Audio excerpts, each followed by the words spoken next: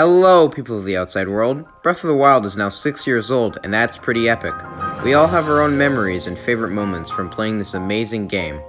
Mine, personally, is the time I spent playing this game with my family, as they are very old Zelda fans and I haven't played games with them since I was a child. I also loved the freedom of the game, and how you could literally do whatever you wanted, and were never bossed around or constantly told what to do, like in many other Zelda games. This game honestly is like way too realistic to be a Zelda game. Sometimes it feels more like an experience than a game. And it's a great, amazing experience, and I'm so excited for Tears of the Kingdom. Thanks Owen and I for sharing his experience for the intro. His channel will be linked in the description. I apologize if the audio I'm recording sounds a little bit bad. I'm kind of sick right now. I have a cold. But now let's get into some of my own memories with Breath of the Wild.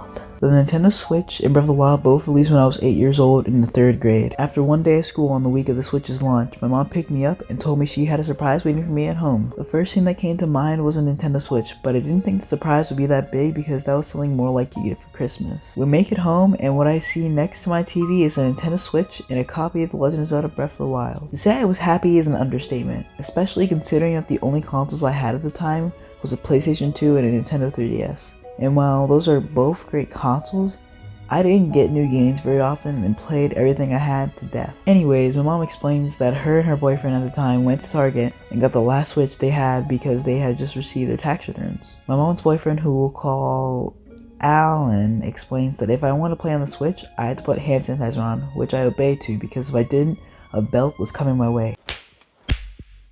After putting on the hand sanitizer, I turned on the Switch and Breath of the Wild was already in. I remember that Alan went ahead and made 2 profiles for the two of us, with my picture being Mario and his being Toon Link. I started up the game and the rest is history.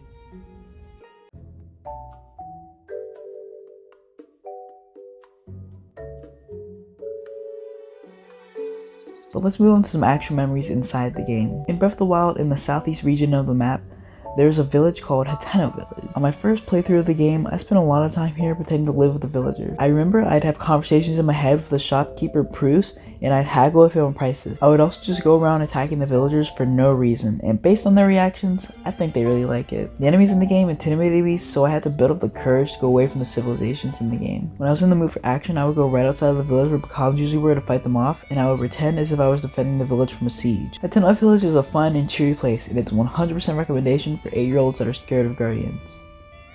Speaking of guardians, I was terrified of them. I almost never went to Hyrule Field or anywhere near it because I was so afraid of these guys. You could just be going for a stroll in the grass and you hear the most intense piano keys and a laser marker is placed right in your back. This is usually how my interactions with guardians went. Oh dear, doesn't it look like a bit of a good day to fly? Look at me.